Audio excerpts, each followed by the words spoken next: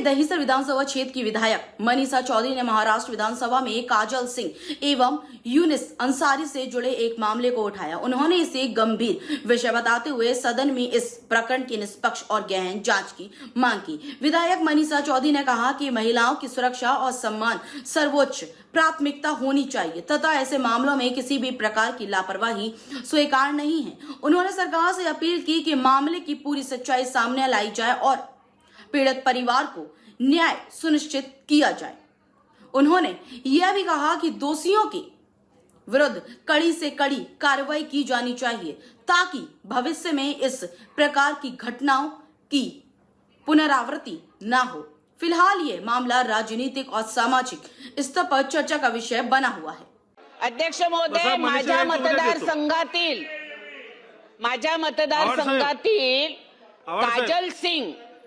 काजल सिंग नावाच्या मुलीने मुस्लिम युनुस अन्सारी बरोबर लग्न केलं आणि लव जिहाद नंतर 3 मुलांसहित ह्या काजल सिंग म्हणजे आताची तांजेरी अन्सारी हिला 3 मुलांसहित तलाक देऊन तिला घरी पाठवलं।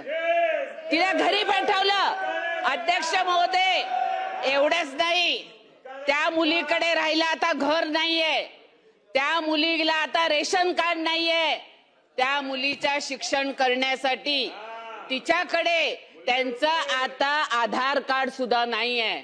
अध्यक्ष महोदय, सन्माननीय पंतप्रधान नरेंद्र मोदीजींनी मुस्लिम महिलांना न्याय देण्यासाठी 3 तलाक आणला आणि हे सरकार, हे न्यायालय हे तुमच्या कुराणावर चालत नाही, संविधानावर चालतं। मग संविधानाच्या ह्याच्यामध्ये संविधानाप्रमाणे ठीक आहे, बोला, कन्क्लूड करा ताई। संविधानाप्रमाणे अध्यक्ष महोदय, अध्यक्ष महोदय, 3 तलाक मध्ये अनेक मुस्लिम महिलांवर अत्याचार होत आहेत, अत्याचार। आणि सन्माननीय प्रधानमंत्री नरेंद्र मोदीजींमुळे आज अशा पीडित महिलांना न्याय द्यायचं काम देशाचे पहिले पंतप्रधान नरेंद्र मोदीजींनी केलेलं आहे।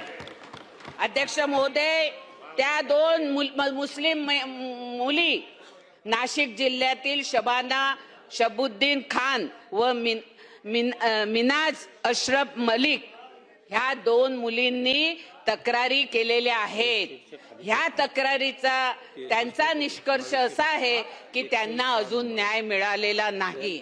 तर सन्माननीय मंत्री महोदयांना माझा प्रश्न आहे की अशा 3 तलाकच्या ज्या महिला पुढे येत आहेत, समाजाच्या विरोधात जाऊन पुढे येत आहेत, ह्यांना आपण संरक्षण द्यायला पाहिजे, त्यांना न्याय द्यायला पाहिजे। तो तुम्ही न्याय देणार का?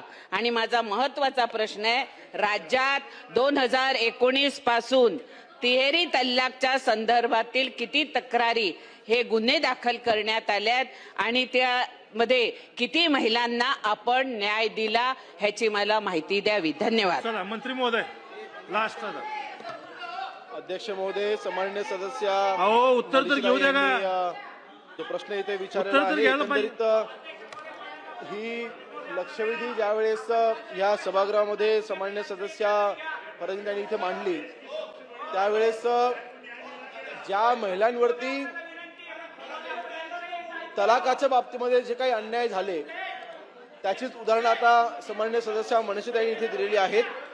मी त्यांना आश्वस्त करतो की त्यांनी जी माहिती इथे उपलब्ध करून दिली आहे त्याची पूर्णपणे चौकशी केली जाईल आणि जर का जो कायदा 2018ला हा केंद्र सरकारने पारित केला आहे ज्याची आपण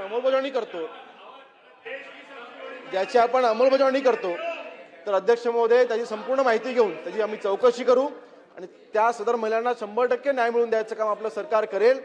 किंबहुना या लक्षवेधीचं उत्तर देत असताना महाराष्ट्रामधील तमाम मुस्लिम आमच्या महिला भगिनींना किंवा हा कायदा ज्या धर्मपंथीयांमधील मुस्लिम महिला भगिनींना हा कायदा लागू होतो त्या सगळ्यांना किंवा ज्यांना त्रास होतोय त्या प्रत्येक महिला भगिनीच्या पाठीशी आपलं सरकार खंबीरपणे उभं आहे आणि त्यांना पूर्णपणे संरक्षण द्यायचं काम आपलं सरकार करेल।